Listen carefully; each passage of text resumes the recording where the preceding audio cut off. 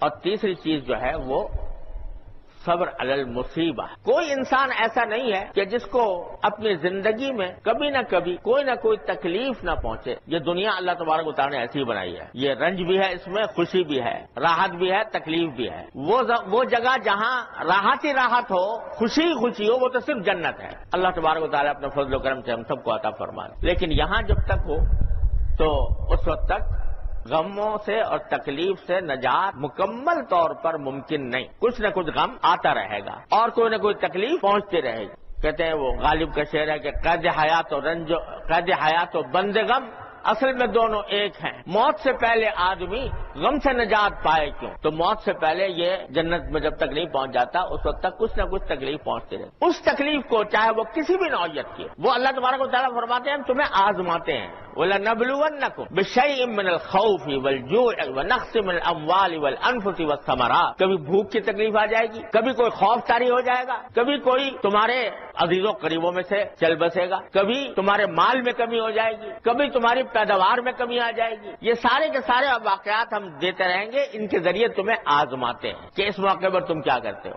اگر اس موقع پر تم نے اللہ تبارک و تعالیٰ کی تقدیر کا شکوہ کرنا شروع کر دیا کہ میں ہی رہ گیا تھا اس مصیبت کے لیے مثلا اعوذ باللہ، تو اللہ بچائے یہ بے صبری ہے اور یہ آزمائش میں ناکامی. لیکن اگر یہ کہو کہ چاہے یہ تکلیف کیسی بھی ہو لیکن اللہ تبارک و تعالیٰ کی طرف سے ہے، اس کی حکمت بالغہ کے تحت ہے، اللہ تبارک و تعالیٰ نے اپنے حکمت سے یہ فیصلہ فرمایا، میں اس فیصلے پر راضی ہوں. اگرچہ دل میں مجھے صدمہ پہنچ رہا ہو، اگرچہ دل میں تکلیف ہو رہی ہو، لیکن میں اللہ تبارک و تعالیٰ کے فیصلے پر راضی ہوں. مجھے کوئی شکوہ نہیں، مجھے تقدیر کا کوئی شکوہ نہیں، اللہ تعالیٰ سے کوئی شکوہ نہیں. اور ہمارے حضرت والا حضرت حکیم الامت قدس اللہ تعالیٰ سے فرمایا کرتے تھے کہ اس صبر کو حاصل کرنے کے لیے اس بات کا مراقبہ فائدہ مند ہوتا ہے کہ اللہ تعالیٰ حاکم بھی ہے، حکیم بھی ہے.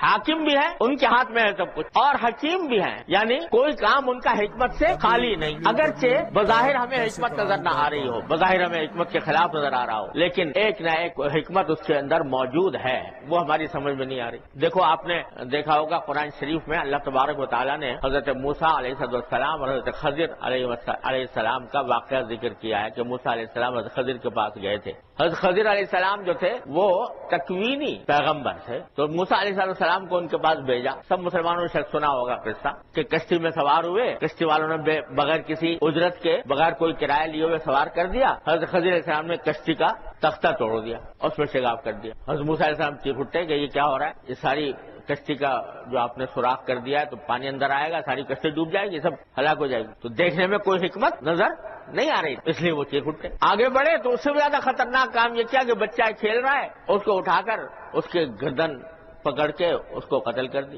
یہ اور زیادہ سنگین بات تھی. موسیٰ علیہ السلام اس پر چیخ اٹھے، لقد جئت شیئا نکرا، بہت ہی برا کام کیا آپ نے، ایک بچے کو اس طریقے سے قتل کر. آگے چل کے بڑے تو دیوار گرا چاہتی تھی، اس کو سیدھا کر دیا. ان میں سے کسی کی حکمت حضرت موسیٰ علیہ السلام جیسے پیغمبر کی سمجھ میں نہیں آئی، اور اللہ تعالیٰ نے بھیجا تھا کہ دیکھو ان کے پاس جا کے ان کے ساتھ کچھ دن رہ کے دیکھو. تو بعد میں پھر حضرت خضر علیہ السلام سے جب جدائی ہوئی تو انہوں نے بتایا کہ دیکھو کشتی کا جو شگاف کیا تھا میں نے کشتی میں، وہ اس لیے کیا تھا کہ آگے جا کر ایک بادشاہ تھا اور وہ بادشاہ جو ہے وہ ہر کشتی کو ضبط کر لیا کرتا تھا، پکڑ لیتا تھا. تو اگر کوئی عیب دار ہوتی کشتی تو اس کو چھوڑ دیتا. اس میں نے عیب پیدا کر دیا تاکہ، اور یہ لڑکا جو ہے یہ اگر جوان ہوتا تو اس کے یہ اپنے ماں باپ کو گمراہی میں، کفر میں مبتلا کرتا، اس واسطے قتل کیا میں نے، اللہ تعالیٰ کے حکم سے کیا. تو یہ اللہ تعالیٰ نے جو یہ واقعہ بیان کیا ہے اور موسیٰ علیہ السلام کو دکھایا ہے اور پھر قرآن کریم میں اس کو بیان کیا ہے، وہ یہ بتانے کے لیے کہ اس کائنات میں جتنے واقعات پیش آ رہے ہیں،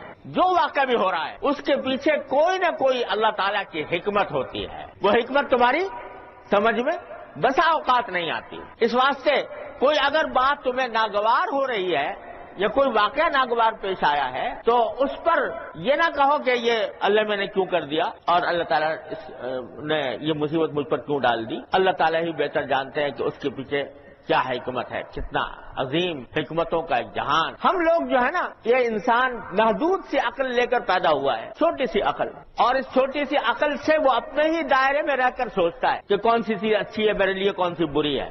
اللہ جل جلالہ پوری کائنات کا نظام چلا رہے ہیں اور ان کو پتا ہے کہ کس چیز کا کیا وقت ہے اور کون سی چیز فائدہ مند ہے، کون سی چیز نقصان دہ ہے، کس کا کیا انجام ہونے والا ہے، اللہ جل جلالہ بہتر جانتے ہیں۔ ہم لوگ چونکہ محدود عقل رکھتے ہیں، لہذا جو ناگوار واقعہ پیش آیا تو اس پر ہمیں رنج ہوتا ہے، صدمہ ہوتا ہے، تکلیف ہوتی ہے اور اس کے اوپر بعض اوقات اعتراض بھی کرنا شروع کر دیتے ہیں۔ لیکن انسان کو ضرورت ہے کہ وہ حاکم بھی ہے اور حکیم بھی ہے، لہذا اگر کوئی واقعہ طبیعت کے خلاف پیش آیا، کوئی ناگواری پیش آئی تو یقیناً اس میں کوئی عظیم حکمت ہے اور اس حکمت کا تقاضا یہ ہے کہ ہم اس کے آگے سر تسلیم خم کریں۔ البتہ اللہ تعالیٰ کی رحمت دیکھو کہ یہ تکلیف بھی دیتے ہیں، غم بھی دیتے ہیں اور حکمت کے تحت دیتے ہیں، اس کے پیچھے کوئی مصلحت ہوتی ہے، اس کے باوجود چونکہ ہماری سمجھ میں نہیں آ رہی لہذا اس کے اوپر اظہار غم یا اظہار افسوس کے اوپر کوئی پابندی نہیں لگائی۔ اگر آدمی اس کے اوپر غم کا اظہار کرے تو بھی کوئی پابندی نہیں، افسوس کا اظہار کرے تو بھی پابندی نہیں، رو پڑے تو بھی پابندی نہیں، اگر بے اختیار رو پڑے تو بھی کوئی پابندی نہیں۔ ہاں جو مطالبہ ہے وہ یہ ہے کہ بشر الصابرین الذین اذا اصابتهم مصیبۃ قالوا انا للہ و انا الیہ راجعون، ان صبر کرنے والوں کو خوشخبری سنا دو کہ جب ان کو کوئی مصیبت پیش آئے، کوئی تکلیف پیش آئے، چھوٹی ہو یا بڑی ہو، تو وہ یہ کہتے ہیں کہ انا للہ و انا الیہ راجعون، یہ پڑھ لیں اور دل میں یہ تصور کر لیں کہ ہم تو سب اللہ کے ہیں، اللہ تعالیٰ نے پیدا کیا ہے، اسی طرف لوٹ کے جانے والے ہیں۔ تو ایسے لوگوں کو کیا ہوگا؟ اولئک علیہم صلوات من ربہم ورحمہ، یہ وہ لوگ ہیں کہ ان کے اوپر ان کے پروردگار کی طرف سے رحمتیں ہی رحمتیں ہیں، واولئک هم المہتدون، اور وہی ہیں جو سیدھے راستے پر ہیں، جو یہ کہہ دیں گے کہ اور ہمارے حضرت والا فرمایا کرتے تھے حضرت عارفی قدس اللہ تعالیٰ سرہ کہ دیکھو یہاں اللہ تعالیٰ نے یوں فرمایا کہ الذین اذا اصابتهم مصیبۃ قالوا انا للہ و انا الیہ راجعون، کہ جب ان کو مصیبت پہنچتی ہے تو وہ کہتے ہیں، حضرت فرماتے ہیں کہ